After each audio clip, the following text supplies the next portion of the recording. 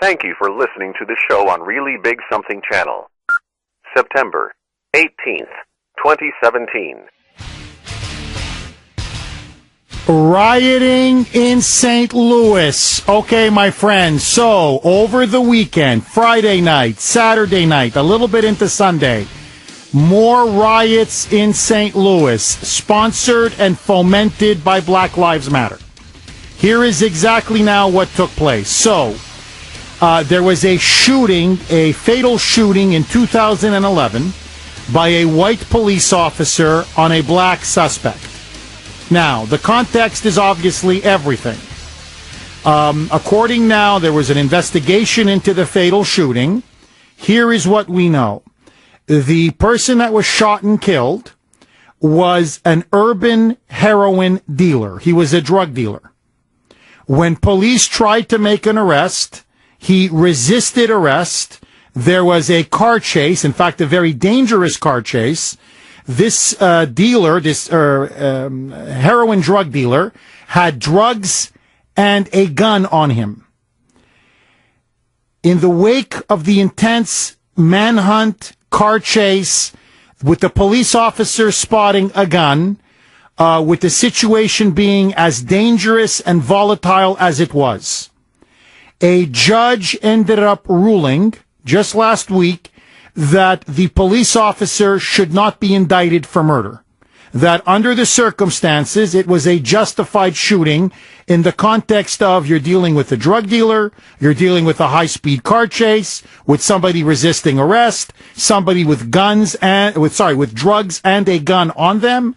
And so clearly the officer felt threatened, felt his own life was in danger, his colleague's life was in danger, and then the police had the right, or this officer had the right, to shoot the suspect. Now, whether you think the judge is ruling is wrong, just for the sake of argument, that it was not a justified shooting, just for the sake of argument. No, Jeff, they planted the gun on him. The cop he pulled the trigger too quickly. He jumped the gun. He was too aggressive. Whatever it was police misconduct. There are many ways to voice your protests and voice your disapproval. But what you don't do is what they did again in St. Louis. And it was basically Ferguson Redux. It was basically Ferguson 2.0. And so there was Black Lives Matter. They poured into the streets, blocking traffic. The protests initially were peaceful, tense but peaceful. But then it just got worse and worse and worse.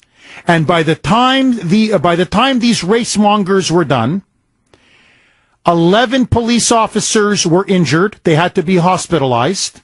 Some had their jaws broken, shoulders dislocated.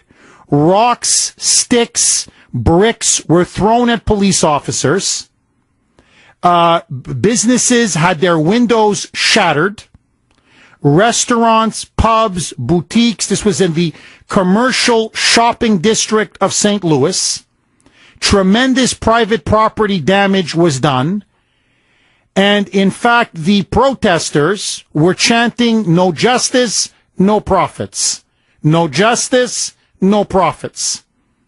In fact, they said they deliberately targeted a suburb of St. Louis, about 10 miles west, where there's a big shopping mall. There's a lot of shopping there. Bars, boutiques, pubs, restaurants, because they say if the protests stay only in all black neighborhoods, they won't get their message across. So they wanted to go after, quote unquote, suburban or white neighborhoods. Now, a couple of points need to be said, and then I want to get your reaction. 617-266-6868. What gives them the right? Before we even get into beating up police officers, throwing rocks, bottles, bricks, sticks, breaking some of their jaws, assaulting police officers, before we even get to that, what gives these thugs the right to just go out on the street, shut down traffic, then go to shopping malls or shopping districts, shut down traffic, block off the entire area, disrupt commerce and business, and then start destroying and shattering windows? And then destroying property in restaurants and boutiques? To shut the whole commercial shopping district down to make the people pay an economic price for the shooting of a white officer and killing a black urban drug dealer? Even if you think police brutality is out of control, even if you think the cops are wrong, nothing gives you the right to block traffic and then destroy property and assault police officers. That's an unlawful assembly. That's assault. That's terrorism. And again, the mainstream media keeps coddling Black Lives Matter over and over, always acting as if this is a justification. If there is a white cop shooting a black defendant or a black criminal, somehow this justifies lawlessness, destruction of private property, unlawful assembly, and assaulting police officers. It doesn't. Now, some arrests were made, yes, but I think they got to be much tougher. Because what's now happening is this culture of mob rule, this culture of these constant protests, violent protests, it's spreading like a cancer. It's almost becoming like the thing to do. And it's going from city to city to city. And so it's getting now to the point, I even said this to Brittany on Friday, I believe. I said, Brittany, what is this? So now we don't like a judge's ruling, so we're just going to burn a city down? Or we're going to destroy a shopping district? So we just don't like what a judge says, so we're just going to show up on the streets and just start blocking traffic and destroying businesses and pubs and boutiques, and when the cops show up, we start smashing their heads and throwing bottles at them? Like, this is barbarism. It's not civilization. This is savagery. Now, if you don't like the ruling, or if you don't like the judge, you can write op-ed pieces. You can write letters to the newspaper. You can have a peaceful, lawful assembly. Believe me, your Black Lives Matter, the local media will cover it from beginning to end. Wall-to-wall coverage. The local newspapers will cover it from right away, from the front page to the last page. You can have your city council get involved. They even went in front of the mayor's house, broke one of the mayor's windows of the home, and spray painted racist on the home. I mean, this is out and out thuggery. And because there is always a weak, tepid, cowardly reaction from the police, and especially from the authorities who are telling them basically to stand down, that is just emboldening these thugs to get even more violent and to protest even more. And so now, literally, it's getting to the point whenever there's some kind of a shooting, oh no, are they going to riot now? Are they going to rampage now? Are they going to loot now? Oh no, what's the jury going to vote? Oh no, what's the judge going to decide?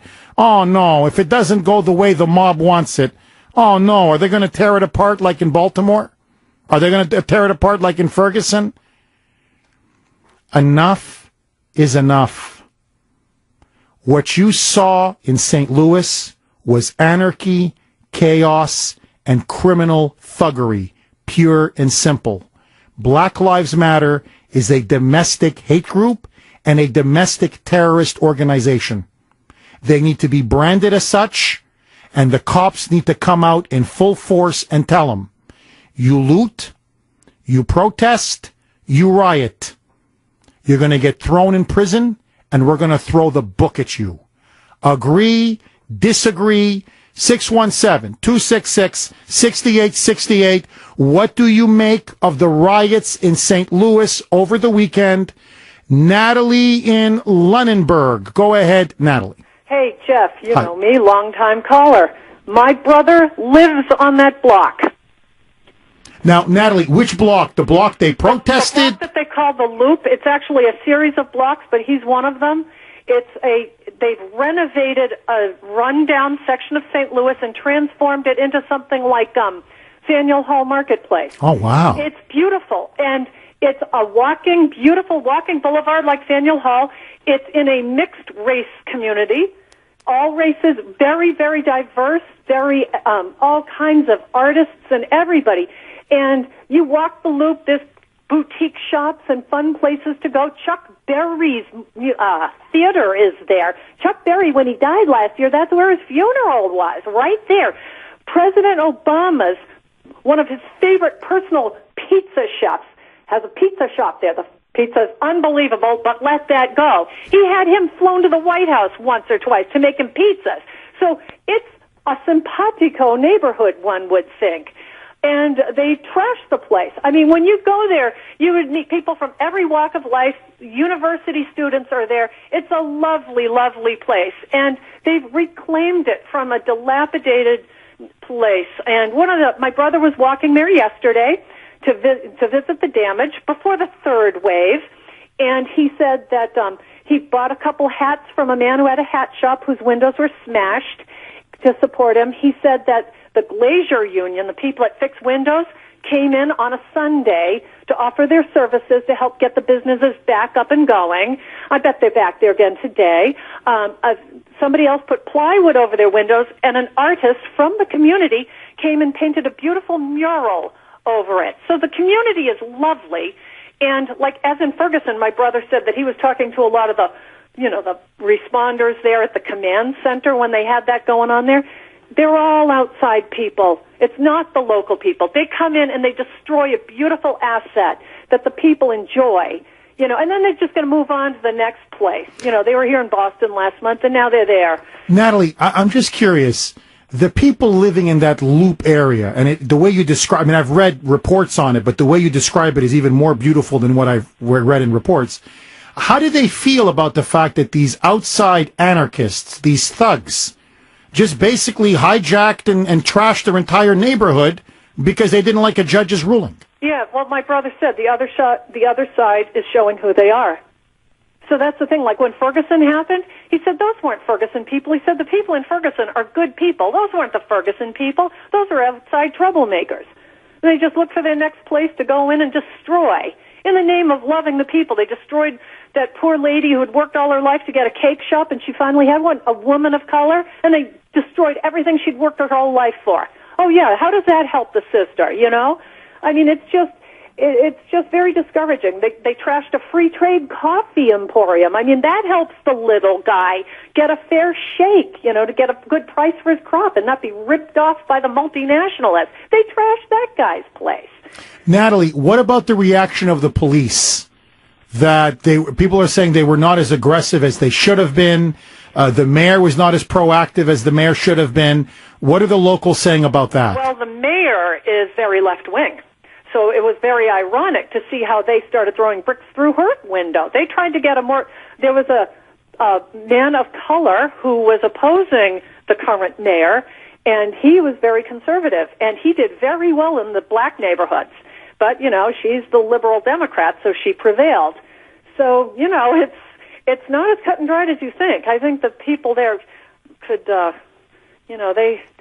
not very receptive to having something that was, it wasn't a luxury neighborhood. It was still kind of a hard scrabble kind of atmosphere. No, I hear you, but it was a multi-ethnic. No, you're right. It's a multi-ethnic, multicultural neighborhood coming back, some nice shopping, nice restaurants, nice pubs, and they just trashed it. Yeah, they had the big planters, big ceramic pots for flowers, and they busted them up because they came with sledgehammers. Who goes to a demonstration with a sledgehammer? Disgusting. Busted up the flower pots that made the streetscape beautiful and threw them through the shop windows and ruined people's businesses. Disgusting. Yeah. Natalie, phenomenal call. Natalie, call. You got to call more often. Oh, I have to.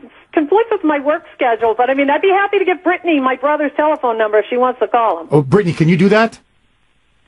Natalie, can you hang on hold? Yeah. I'm going to have Brittany and we can get a man on the spot kind of report. Yes. Thank you, Natalie. I really appreciate it. Thank you. God bless. 617-266-6868. Okay, lines are blazing.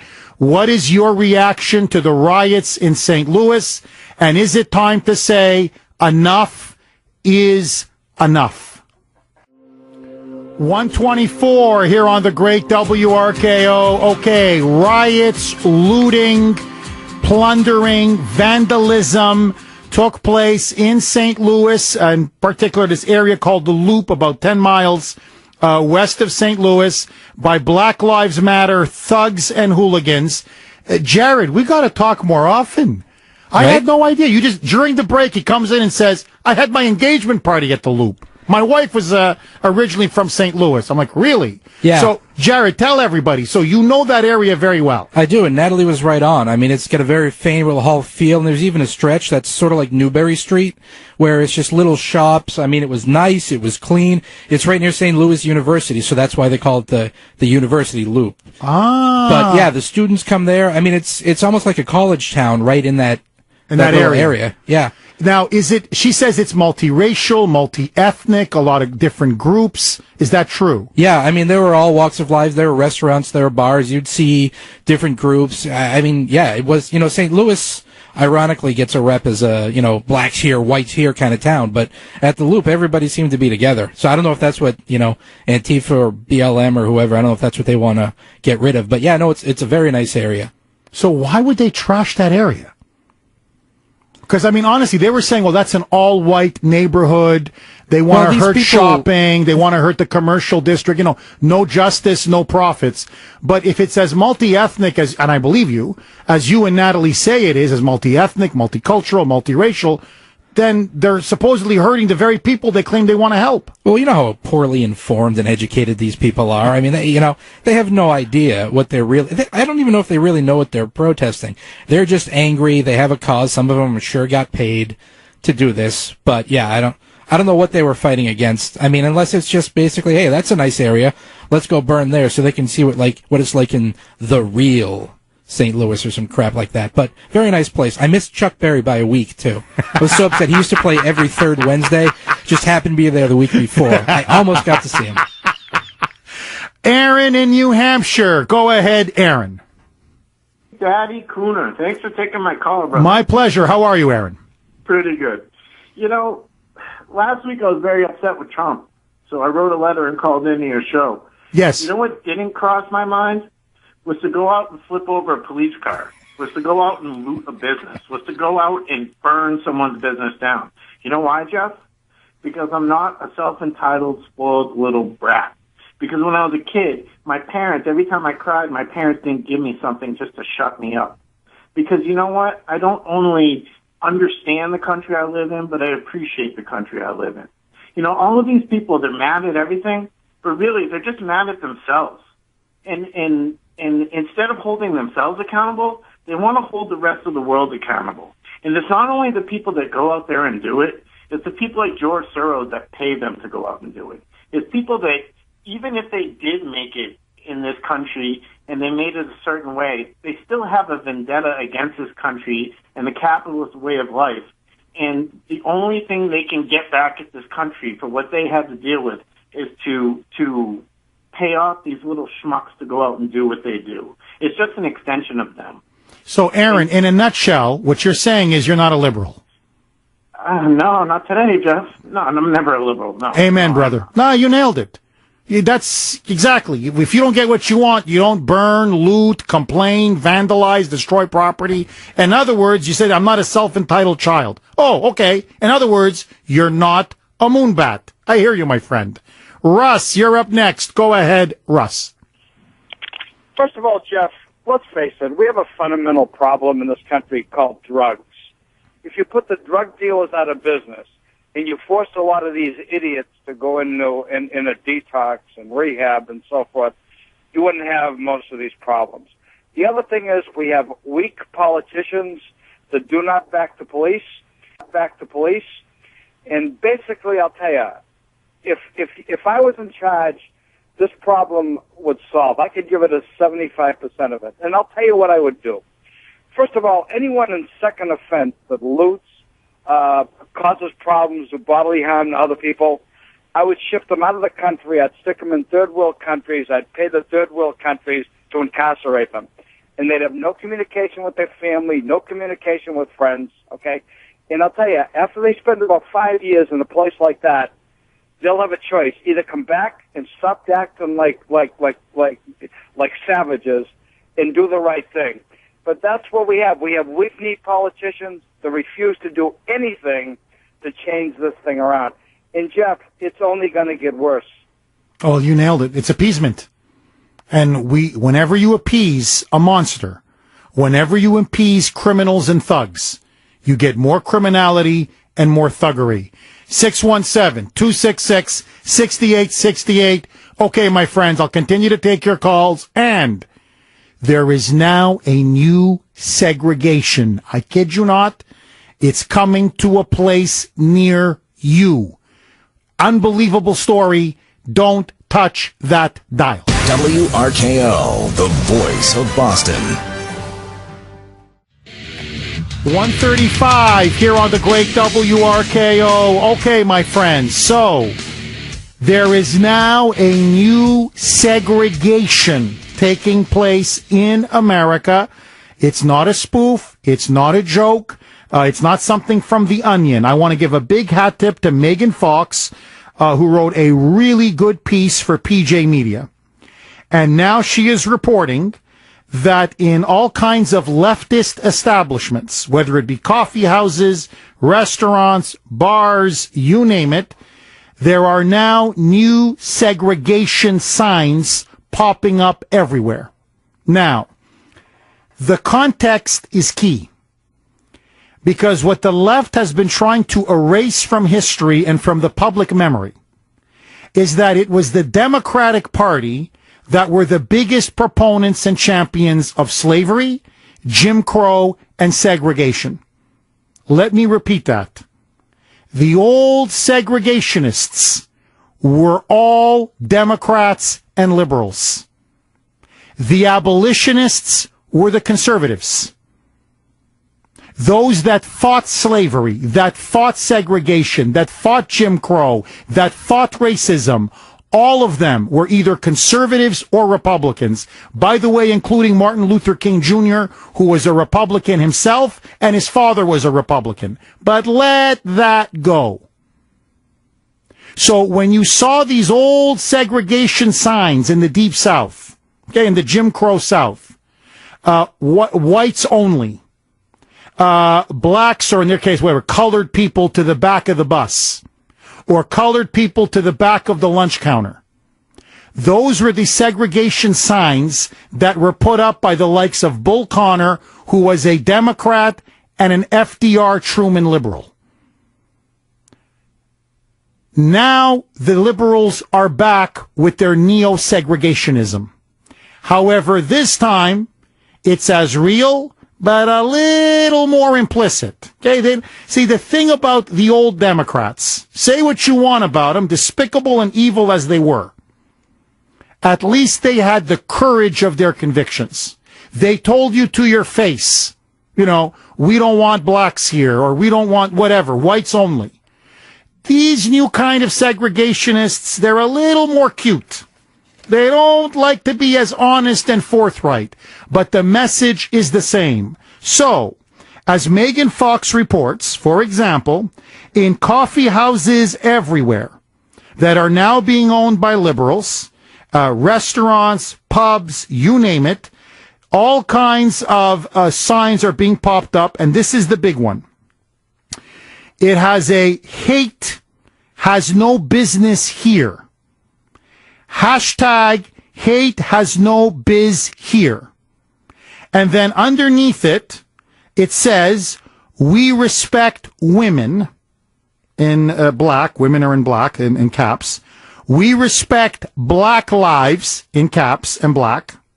We stand with our LGBT community members in black caps.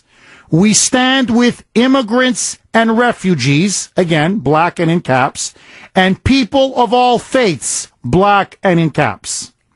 We stand with our community. Our community is black and all caps. And there's a big heart beside it in the shape of the rainbow flag, of a rainbow.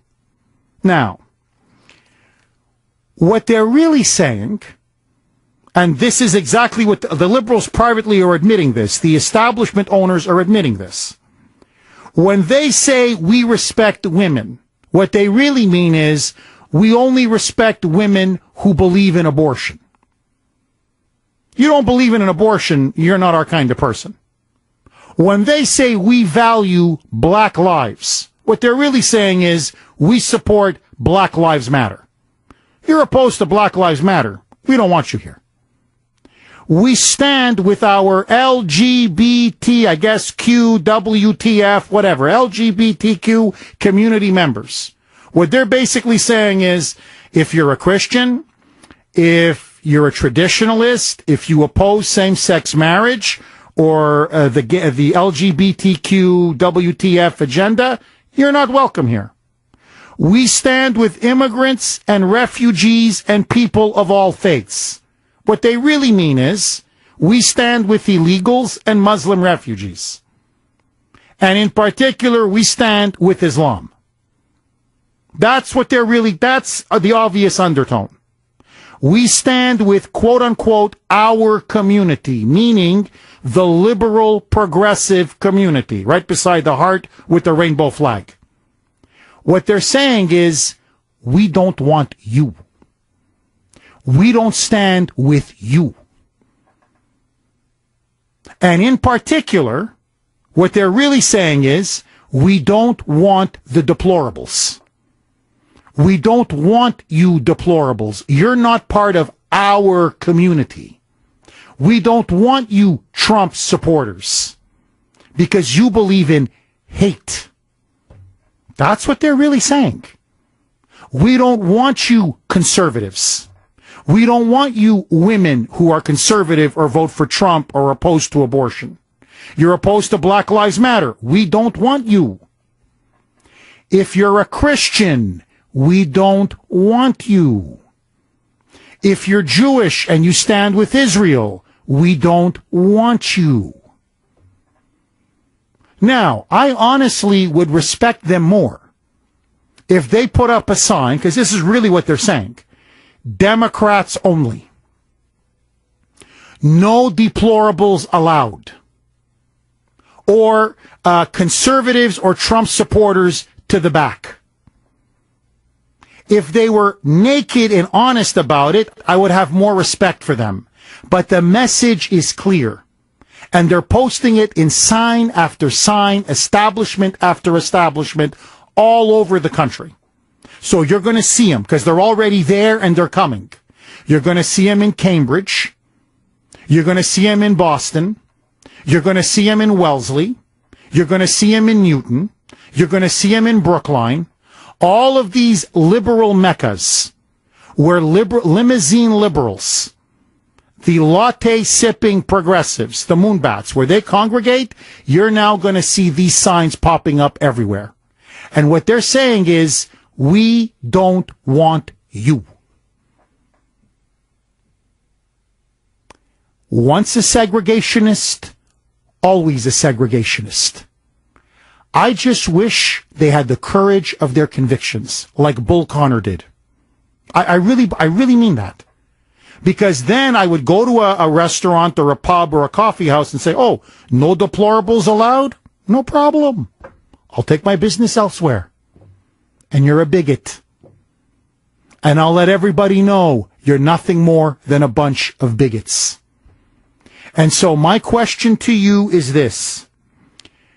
Have you seen any of these signs? And is it time for conservatives to call out the radical left and the moonbats for now practicing the new segregation?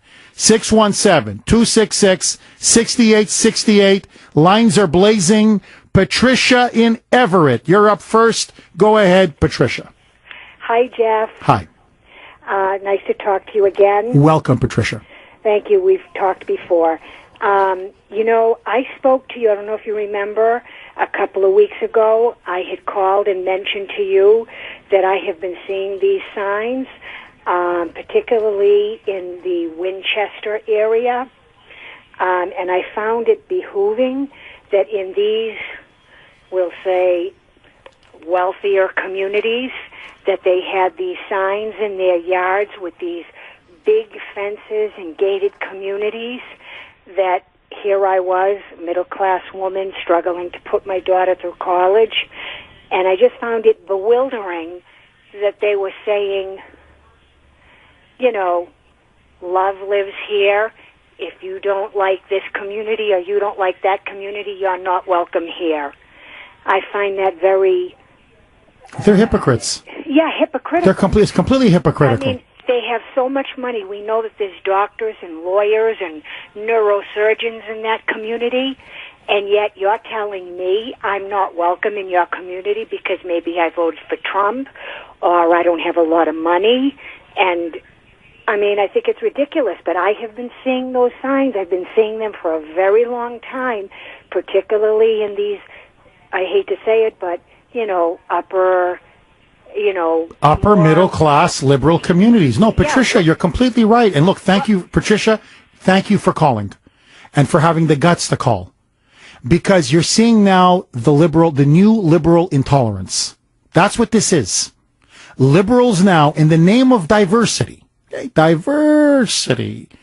compassion and tolerance, are the most intolerant people now in America. Look, again, look at the deplorables comment by Hillary Clinton. That, by the way, she confirmed. She said she has no regret now saying it.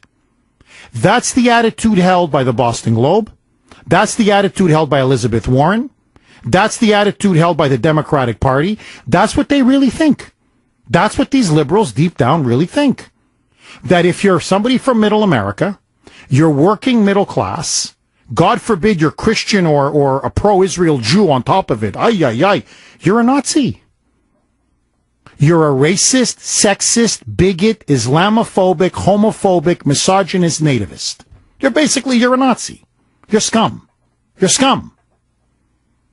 Now, if they would just, I really mean that, if they would say, you know what, I really think you guys are absolute scum, and you know what, no Trump supporters allowed, or Democrats only, then have the guts and put it up on your sign. But don't hint at it. Don't imply it.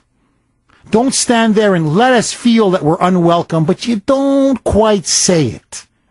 You see, the one thing about these segregationist liberals and Democrats, say what you want, as evil as they were, as disgusting as they were, boy, when they hated what they called the Negroes back then, okay, African Americans, they wore it on their sleeve. They unleashed their dogs and their hoses. You saw their bigotry and a moral primitivism up front.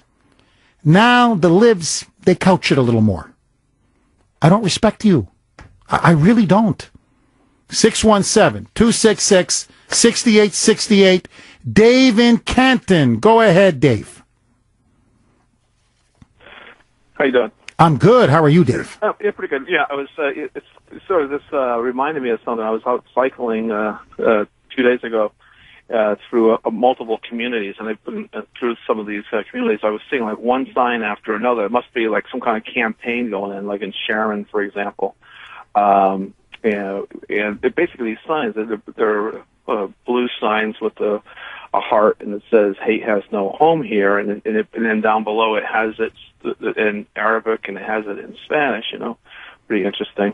So it just so happened I passed by one home where that sign was out front, and the guy was out standing, and I sort of slowed down and I said, "Hey, I see your signs." I said, "Hate has no home here." I said, "What's that about?" And he says, "It says it's self-explanatory." I said, "Oh," I said, "So what are you trying to say?" He says, "I'm trying to say get out of here." And that's exactly what he told me. Is that exactly what he told you? What I'm saying is get out of here? Yeah. So apparently he must have known that I was challenging the sign, you know, because I told him I was seeing a lot of these signs. So he was like, "Okay." I said, "I get it." I said, "He has no home here." I get it. I left.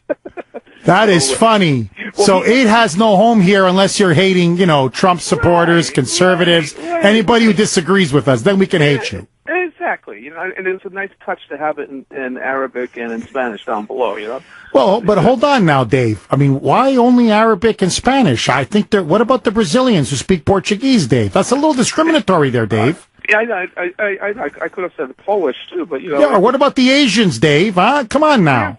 No, I'm feeling a little hurt. I'm sensitive. Dave, great call. Thank you for calling, Dave. Bye-bye. Paul in Woburn. Go ahead, Paul. Jeff, I'm formerly Paul of Somerville. So Paul from Somerville, how are you? Haven't heard from you in a while, my friend. Jeff, I relocated out to Woburn because we have working people here with the American flag, and we don't have to put up with the nonsense that's taking place, that infection of Cambridge. Everything Cambridge touches, Somerville, Arlington, Medford, they all go by the board. But let me address this issue here. That bike ride, I just explained how sick these people are. All right, I go to church. When I'm in church, who do I see? I see different nationalities, ethnic groups, okay? Yes. I have no idea what sexuality unless you see the mother and father children. That is a house of worship which Jesus taught. These people here that says no hate, are you kidding me? I wish we could think like Jesus and see what's in their heart. These people have so much hate, and they haven't achieved the right type of... Yeah, they have to go for mental therapy and spiritual therapy because I do hate. I hate what? Injustice. I hate rape. I hate pedophiles. But yet all these liberals do is make excuses for this type of evil, which is so pervasive in our society. It runs in the courts. It runs up the government, city halls. It's disgusting. But if they want to practice true love, then they will realize that they're blinded by their hypocrisy. Now, don't get me wrong. I guess I can be a hypocrite to a certain extent as well. But if someone comes up on my porch and rings the door, I don't care if it's a man dressed like a woman or the other way around, and they say my car broke down or I need help. As a Christian, I'm told to help them. But try and do that to one of these phonies in these liberal, secular, progressive communities. And I got Winchester right next to me, okay? And Paul, they'll chase you with a baseball bat. I mean, honestly, Paul, they'll chase you with a baseball bat. You see, remember the guy in school who used to always brag about how he slept with this girl and that girl and, Mr. Casanova. And you know that the more he says that he's like, this Romeo, that he's a liar. Well, it's the same thing with these libs. They keep going on about how loving they are and compassionate they are and how much they hate. You know why? Because they're full of hate themselves. 156 here on the great WRKO. Okay, let me throw one more quick log on the fire. So, there's now this new left-wing or liberal segregation taking place in establishments, coffee houses, bars, restaurants, everywhere. Well, listen now to this. Brown University is now offering, I swear to you, segregated student events. In particular, they're now offering, they say, in the wake of Charlottesville last month, segregated events to black students, and I don't know why just female, but anyway, female Muslim students. And in particular, as a way to combat racism, Islamophobia, whatever, etc., they now are encouraging African American students to eat, I swear to you, in separate dining halls, as well as Muslim women to eat at separate dining halls. So now they don't want African Americans to eat with other students or other groups on campus, and they also don't want Muslim women to eat with other groups on campus. Can I make a prediction? I say in about 10 years, you're going to see signs, no whites allowed. Or whites have to eat at a separate lunch counter. Or at the back. We're going to literally have a resegregated society, but this time they're going to think it's okay if the previous minorities are now on top and the white man is now at the bottom. I mean, this is the obvious trend. I mean, don't they realize the sheer hypocrisy of what they're saying? So now they want segregated dinner halls and places where students eat? Ay. Bruce in Wilbraham. Go ahead, Bruce. Hey, all you white people to the back of the bus. That's what it's getting to, Jeff, I'm telling you. So, my friend, I'm a St. Louis thing. I have a little bit different take. Yes. I have a little bit different take on it. This judge, unless you live under a rock, had to know that this was going to happen. Why didn't he inform the authorities of, my decision might be considered controversial, And instead of releasing it on a Friday, when everyone had all weekend to gather together, why didn't he release it on a Monday afternoon and the town was ready? Well, Bruce, I think you're right. I mean, just from a practical point of view, I think to be fair to the judge, he thinks we still live in America where you have the rule of law. So if a judge makes a ruling, the mob, and they're not going to start rioting right away. But I think from now on, Bruce, you're right. You're going to see these decisions come out on a Monday. I mean, because you put it out on a Friday, and that's a 3-day license to loot. So much more. Don't touch that dial. The voice of Boston is you. 680 WRKO Boston, 93.7 WEEI HD2 Lawrence, Boston. It's 2 o'clock.